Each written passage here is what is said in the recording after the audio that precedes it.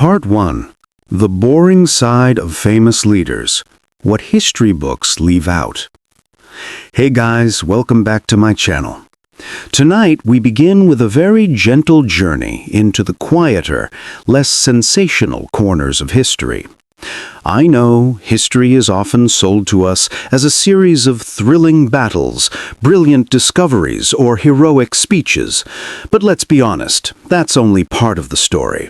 For every Napoleon crossing the Alps in some epic pose, there's a Napoleon quietly picking his nose while staring at paperwork in a dimly lit office. For every Elizabeth I commanding fleets, there's Elizabeth I deciding whether she's hungry enough to snack on almonds or simply stare at them for an hour. Tonight, we're going to float through the quieter, odder, sometimes strangely sad aspects of some very famous leaders' lives. The stuff that makes history a little more human and, frankly, a little more boring.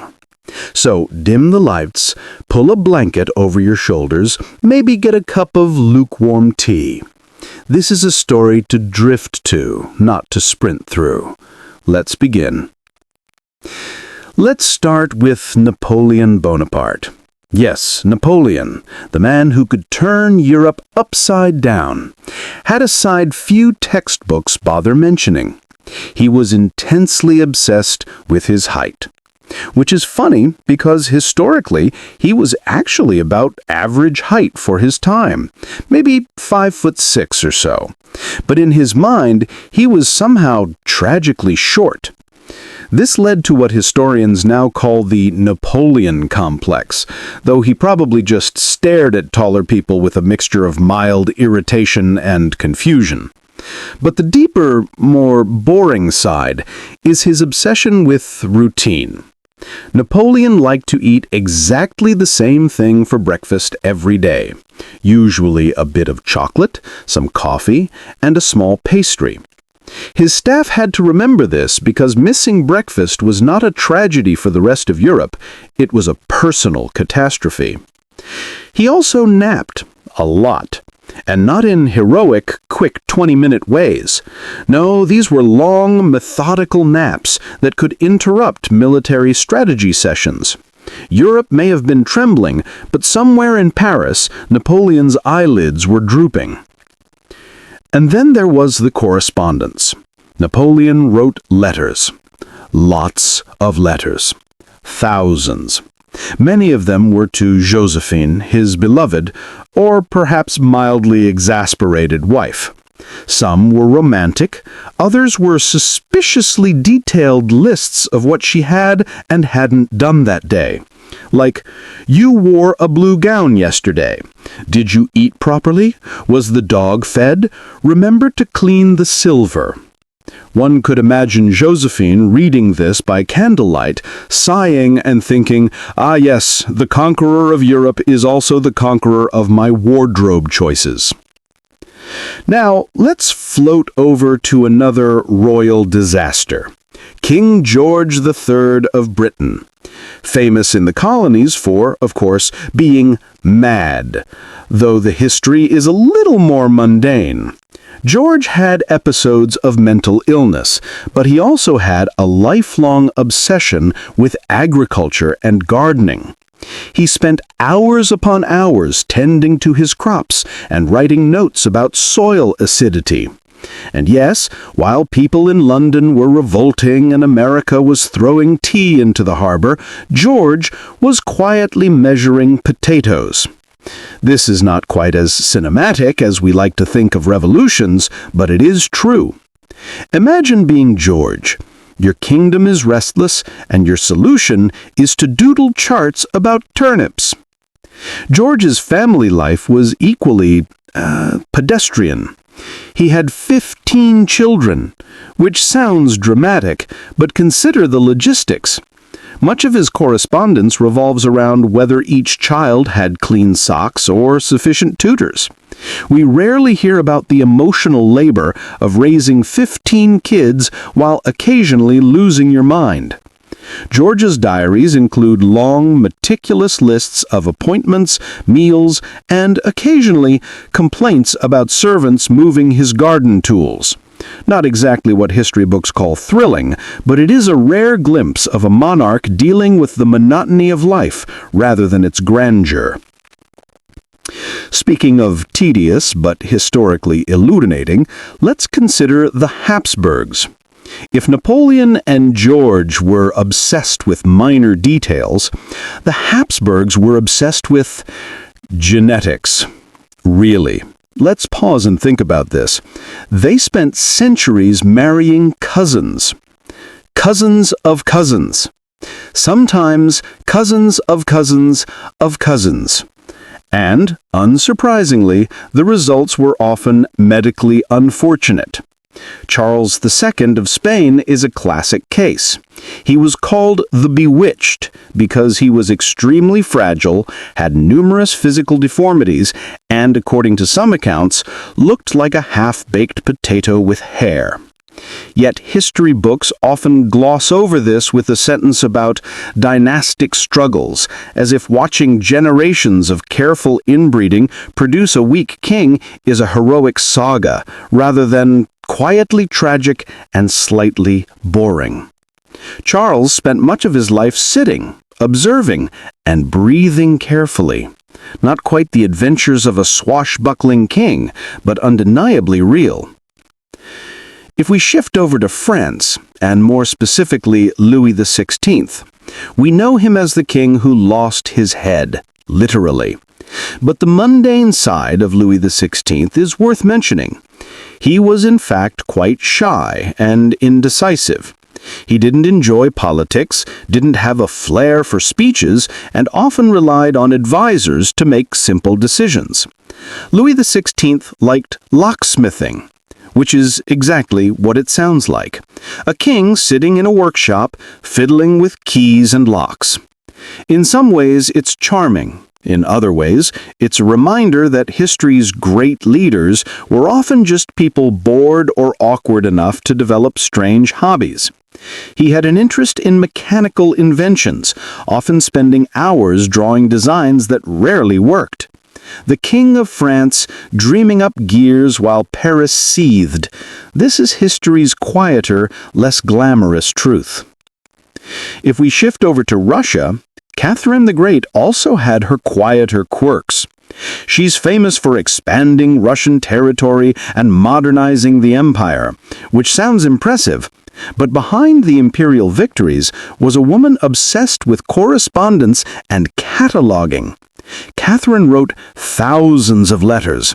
Some of these were political, some were intimate, and some were simply long complaints about her servants. She was highly meticulous about her personal appearance and her daily routines, often dictating what she would wear, eat, and read with almost surgical precision. And yes, she was ambitious, but she was also, occasionally, painfully bored. One can imagine her palace echoing with silence, broken only by the gentle scratch of a quill on paper as she catalogues yet another minor court scandal. Across the English Channel, we find Queen Victoria. She is remembered for an empire where the sun never set, but she is also remembered for being stubbornly domestic. After the death of her beloved Prince Albert, she withdrew almost completely from public life, living in mourning that lasted decades. And while the empire continued to expand, Victoria often spent her days embroidering, keeping diaries, and sending letters that were sometimes hundreds of pages long. She had strict rules for court life, micromanaging everything from table settings to bed linens. A ruler of millions, yet obsessed with etiquette. The mundane nature of her leadership is oddly relatable. It's not about battles and speeches, it's about making sure the cushions are correctly fluffed. Even Winston Churchill, who history loves for speeches and cigar-smoking bravado, had quieter habits. He was notoriously nocturnal, often working deep into the night, then napping late into the morning. His days included long sessions painting, which he took very seriously, though some of his work might best be described as enthusiastic but slightly confused. Churchill was also fond of predictable meals and drinks. He liked breakfast in bed, which could be quite elaborate: eggs, bacon, marmalade, tea, and sometimes champagne, because why not double down? His routines reveal that even men credited with shaping world events were in their private moments concerned with comfort, habit, and small pleasures. And so, as we drift lazily through the lives of these leaders, a pattern emerges. Behind the grandeur and the myths are people who were profoundly human, sometimes obsessive, sometimes boring, occasionally tragic, and often quietly ridiculous in ways history books tend to skip. They napped. Part 2. The quieter, quirkier lives of royal children. All right, let's keep our blankets snug and our eyelids heavy as we drift into the curious world of royal children. Yes, history often tells us that the heirs to thrones were destined for greatness. Or, at least, that's the story we're sold. But behind the gilded gates, velvety cushions, and polished crowns, life for these young royals could be, well, dull, odd, and sometimes tragically constrained. Take, for instance, Prince Frederick of Prussia, known as Frederick the Great's elder brother. History usually remembers Frederick the Great as the brilliant military strategist, the flutist, the philosopher king. His elder brother, however, had a quieter story. Frederick Wilhelm, the crown prince before Frederick, spent much of his youth being drilled, disciplined, and, frankly, terrified of his father. His days were regimented: wake up, memorize Latin, march, memorize more Latin, repeat. There was little time for fun, and he reportedly had a lifelong habit of worrying about trivial mistakes. If you imagine a teenager pacing hallways worrying about grammar and posture, you're not far off. He wasn't flamboyant, heroic, or particularly memorable, except as a cautionary tale about how structured childhoods in royal households could crush curiosity and replace it with anxiety. Then there's the fascinating, quietly tragic case of Mary, Queen of Scots. Most people remember her for romance, imprisonment, and a dramatic death. But before all that, she was a little girl whisked across Europe, raised away from her native Scotland, educated in French convents, and expected to absorb multiple languages, religious doctrines, and courtly etiquette, all while keeping her hair perfectly styled and her hands steady for embroidery. Imagine being 6 years old, far from your family, and being graded on your Latin declensions. That was Mary. Her childhood was a slow, meticulous training program in decorum, and as she grew, the personal loneliness and pressure only intensified. There's a melancholy rhythm to this life. Wake up, practice your dance, write letters, practice your dance again. Over time, the grandeur of the crown masks a fundamentally lonely routine. Speaking of lonely, let's talk about Charles II of Spain again, the unfortunate product of centuries of Habsburg inbreeding. Charles had dozens of relatives who were genetically close cousins. It's not just a footnote, it defined almost every moment of his life.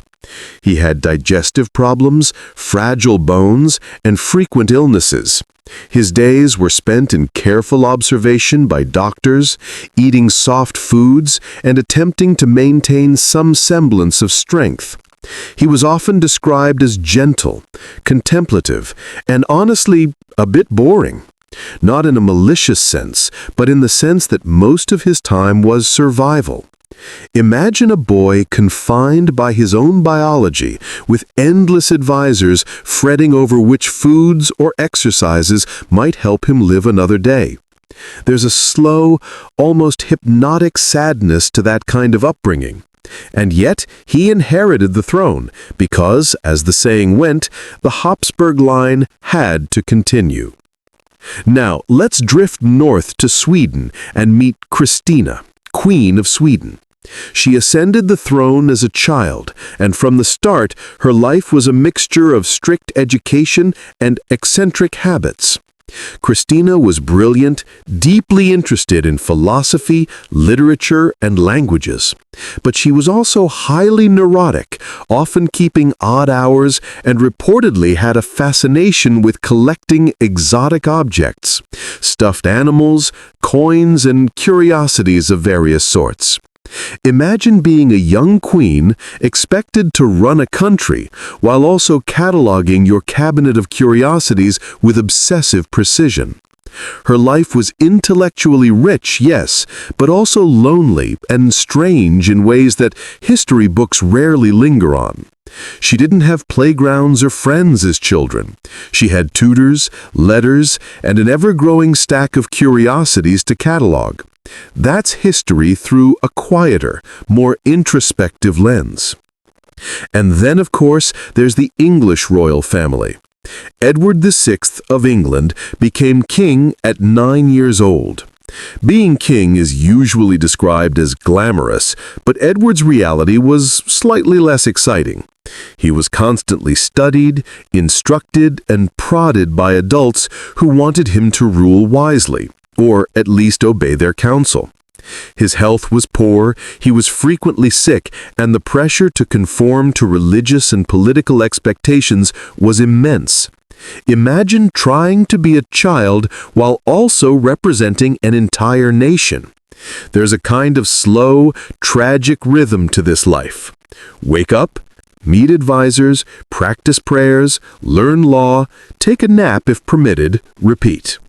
Not exactly a playground adventure. And while we're on the topic of children and bizarre routines, let's pause at Louis XIV of France, the Sun King.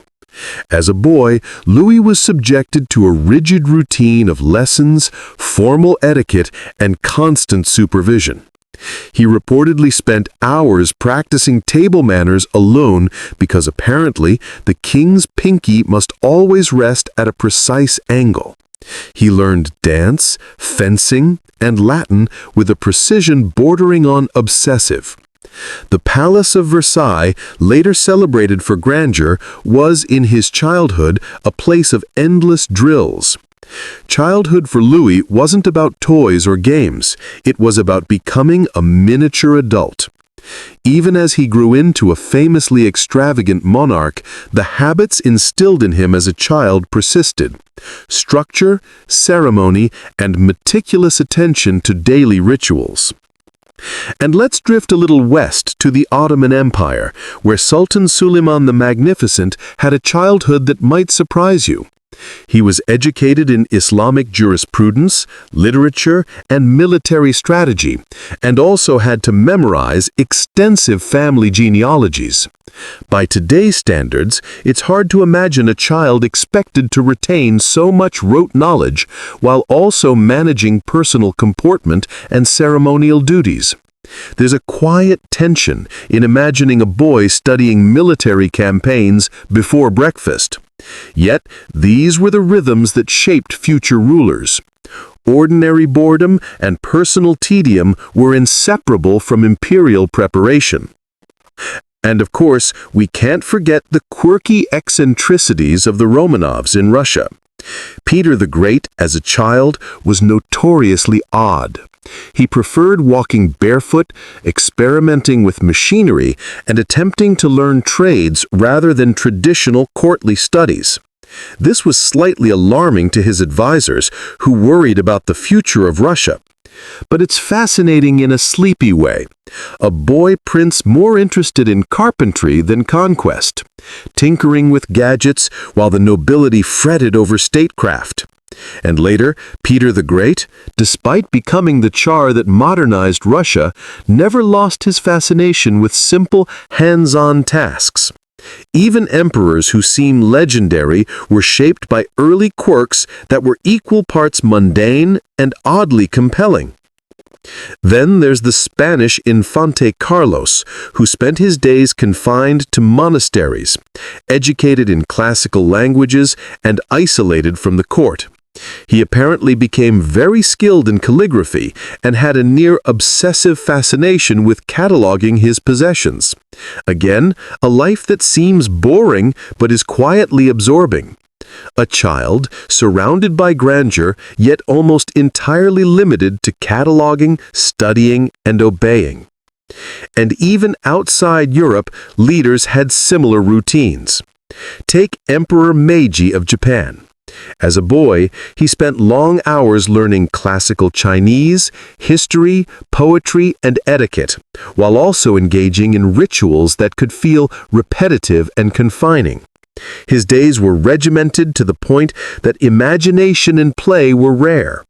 Yet these routines shaped a leader who would later guide Japan through profound modernization. There's an odd poetry in how boredom, discipline, and endless lessons created the stage for future historical significance. The pattern emerges. Royal childhoods across continents were rarely playful. They were dominated by learning, ritual, supervision, and repetitive exercises. While this might seem boring, and it is, the routines often produced leaders who could endure pressure, handle protocol, or at least survive extreme boredom.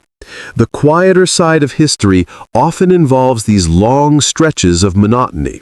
Hours spent memorizing, practicing, observing, or cataloging. And when we read accounts of glorious reigns or brilliant kings, it's worth remembering that those reigns were built upon countless, unexciting childhood hours. Part 3. Inbred Monarchs and Dynastic Oddities. All right, let's settle back into the warm, quiet hum of history as we drift toward one of the more peculiar aspects of royal life, dynastic inbreeding.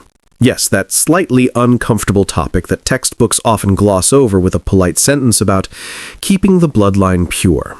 In reality, it shaped lives in odd, tragic, and sometimes almost comically meticulous ways. Let's start with the Habsburgs, the poster children of inbreeding. Their obsession with marrying close relatives wasn't just a quirk, it was a centuries-long strategy. Cousins, nieces, nephews, if you could tie a ribbon around it and claim it was family, they probably did. And the consequences were, frankly, noticeable. Charles II of Spain, who we mentioned earlier, is perhaps the most extreme example. His jaw was famously malformed, his teeth were misaligned, and he was physically fragile. He had trouble walking and speaking. And yet, despite all these challenges, he was king. He spent most of his days under constant medical supervision, following routines designed to preserve his life, and probably dreaming about running freely in a garden that didn't exist in his palace, because of course, everyone was too busy cataloging his meals and medications. The tragedy of Habsburg inbreeding didn't stop with Charles II. Take Emperor Ferdinand I, another product of careful familial planning. He suffered from various health issues and was considered intellectually limited, though he was gentle and well-meaning. His life was dominated by advisors and family members, all attempting to ensure that he didn't do anything that might disrupt the meticulously constructed succession plans. Imagine living your entire life in a gilded cage, constantly reminded of your fragility, all while being the symbolic figurehead of a vast empire. It's a slow, almost hypnotic kind of tragedy, the sort that lulls the mind rather than jolts it. Then there's the Portuguese royal family, who were similarly fond of marrying within close kin. Their strategy produced some remarkably fragile heirs. Infante João, for example, was known for being extremely weak, prone to illness, and endlessly supervised. As a child, he spent hours in bed, studied by doctors, while the palace attempted to preserve every ounce of vitality. It's a pattern that repeats across Europe. Careful planning for political stability resulting in very delicate humans. The irony is thick. like syrup on bread, though not particularly sweet. Now, drifting east to the Bourbons of France, we see a slightly different flavor of dynastic weirdness. The French royal family liked to marry cousins as well, and this produced some curious outcomes. Louis XV, known as the Well-Beloved, was charming enough as a child, but his descendants inherited both health issues and peculiar personalities. Some were neurotic, some were physically frail, some simply had very strange obsessions. Life in the French court, particularly during childhood, could feel like a slow parade of lessons, etiquette drills, and careful observation, all in service of maintaining the bloodline, and the adults around them were very aware of just how important or fragile these young heirs were. Meanwhile, the Hohenzollerns in Prussia had their own quietly bizarre patterns. Frederick William I, the soldier king, was obsessed with discipline. His children, including Frederick the Great, were subjected to drills, marches, and memorization exercises.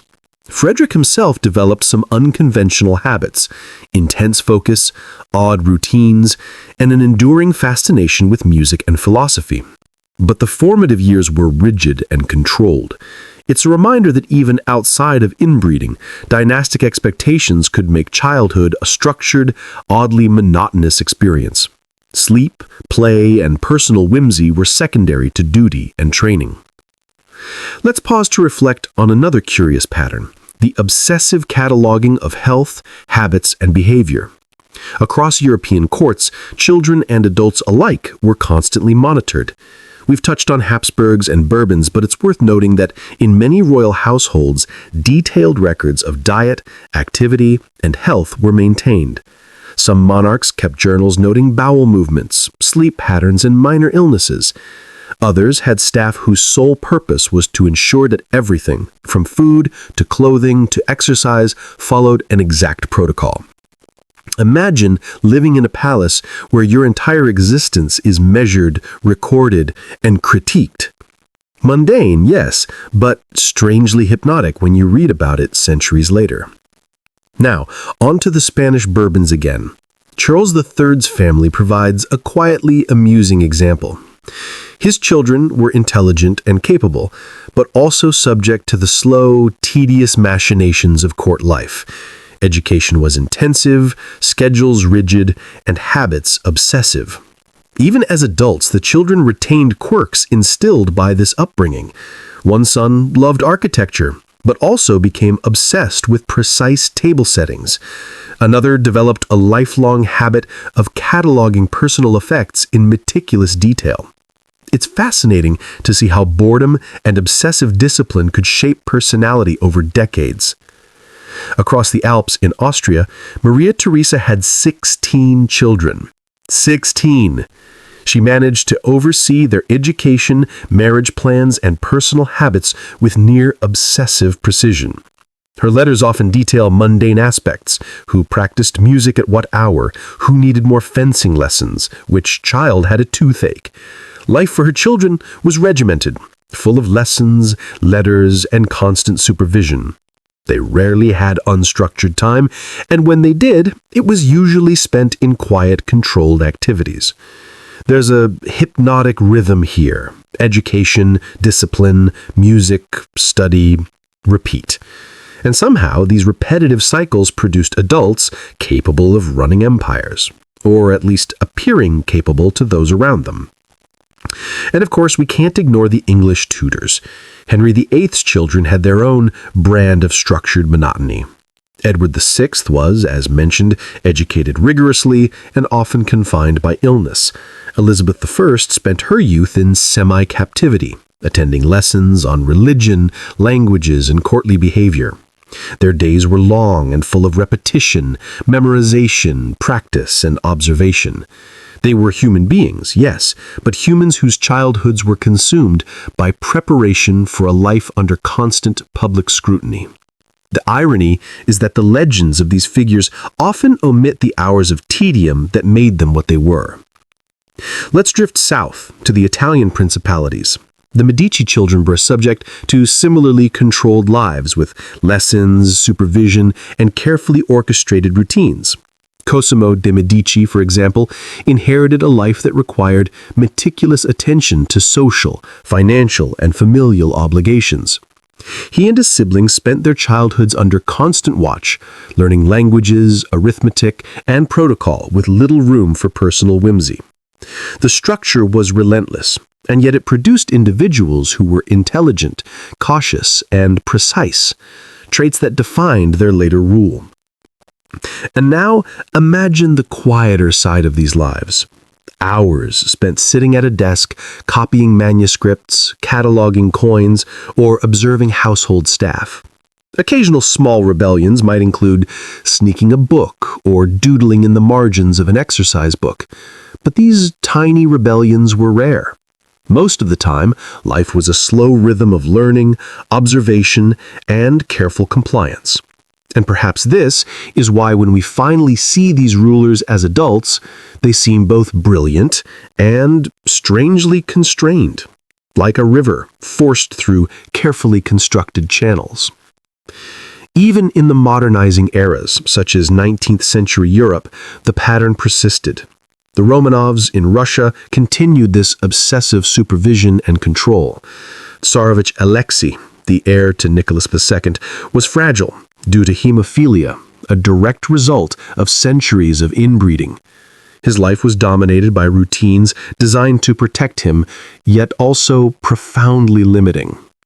Imagine a boy, endlessly supervised, whose movements are dictated by fear of injury, who cannot play freely, whose daily schedule is a series of protective rituals.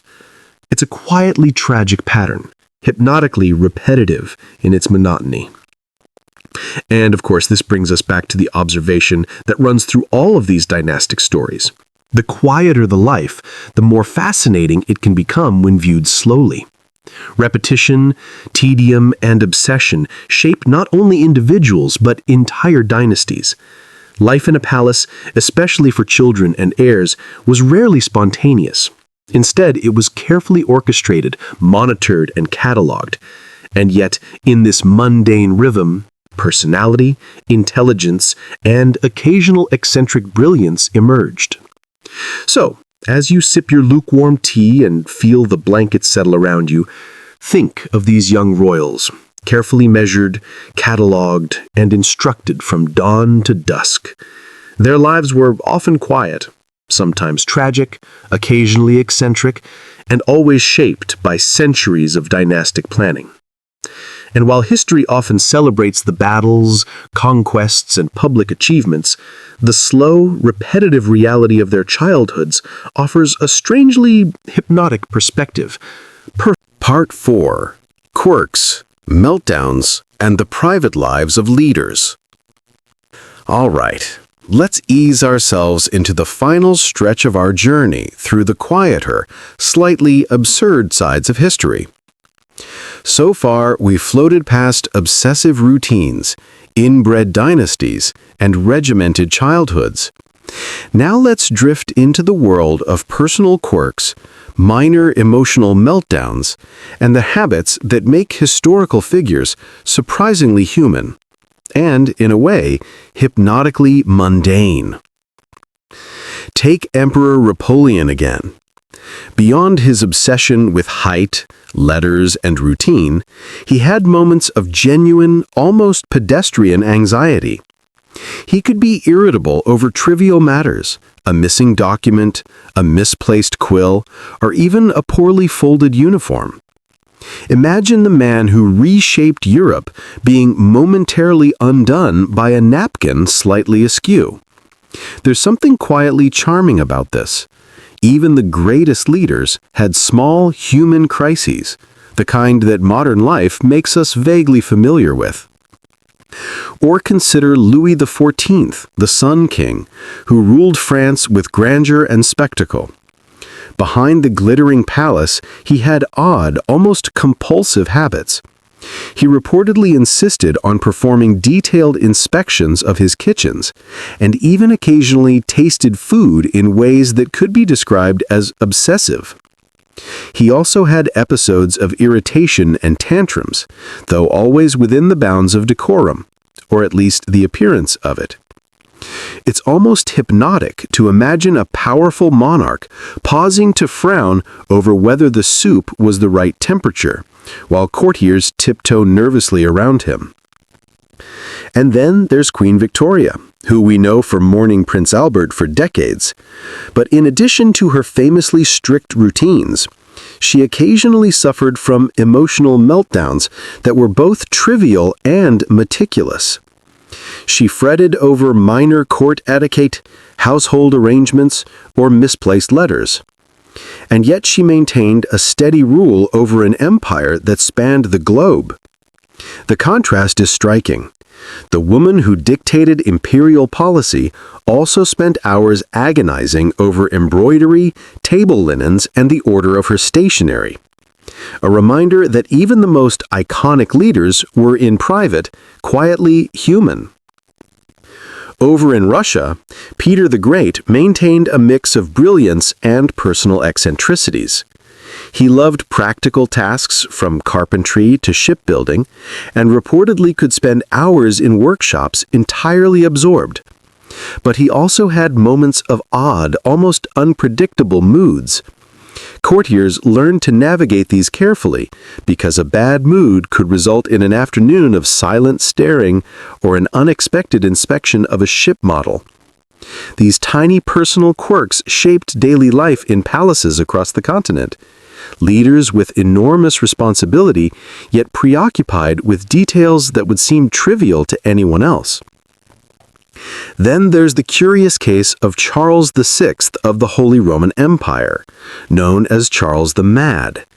Unlike the earlier Habsburgs, Charles's eccentricities were more dramatic, but still oddly hypnotic in their monotony. He experienced episodes where he refused to leave his chambers, walked endlessly, or ordered servants to perform bizarre, repetitive tasks. Some historians describe his mental state as tragic, but there's also a sleepy rhythm to it, a daily cycle of ritualized behavior, observation, and quiet obsession. For all the battles and treaties that marked his reign, much of his life was defined by repeated routines that seem oddly meditative when considered slowly. Even more mundane but strangely compelling are the habits of less famous leaders. Take James I of England, who was deeply concerned with the minutiae of daily life. He had strange sleeping patterns, was highly superstitious, and insisted on very specific rituals for meals and prayer. He also had moments of emotional fragility, anxiety about assassination, obsessive worry over public perception, and endless letters outlining personal grievances. One could almost imagine him pacing a long corridor, muttering to himself, while the English court watched in silent bemusement. Moving back to France, Louis XVI was similarly delicate in temperament. He disliked confrontation, struggled with decision-making, and had hobbies that could be described as quietly obsessive: locksmithing, mechanical design, and sketching. These weren't the pursuits of a man leading a nation through a revolution, but they revealed the private life behind public legend. The king who ultimately lost his head was, in quieter moments, tinkering with keys and thinking about levers, gears, and locks. A blend of curiosity and distraction that humanizes him in a way textbooks rarely allow. And Catherine the Great of Russia is another example. Behind her impressive conquests and reforms, she had personal habits that could be described as methodical or even compulsive. She maintained vast correspondence, cataloged her art collection with meticulous detail, and had routines for reading, writing, and walking through her palaces. She occasionally indulged in melancholy, especially in letters to confidants, reflecting on personal disappointments and minor domestic frustrations. It's a kind of slow-motion portrait of a ruler whose public accomplishments contrast with a private life dominated by schedules, routines, and quietly managed emotions. And what about the quieter eccentricities of Napoleon's contemporaries? Talleyrand, the French diplomat, is a perfect example. Known for cunning political maneuvering, Talleyrand also had odd personal routines. Strict schedules for meals, detailed attention to writing, and a penchant for comfort that bordered on obsession. Even those operating behind the scenes of history's great events were in many ways quietly occupied by daily routines that seem, from a distance, almost hypnotic in their monotony. Let's not forget the English monarchy's quirky habits, such as George IV, who famously indulged in extravagant fashions and elaborate interior design, while simultaneously being prone to melancholy and anxiety. Much of his day could be spent fussing over decorations, supervising staff, and worrying about appearances.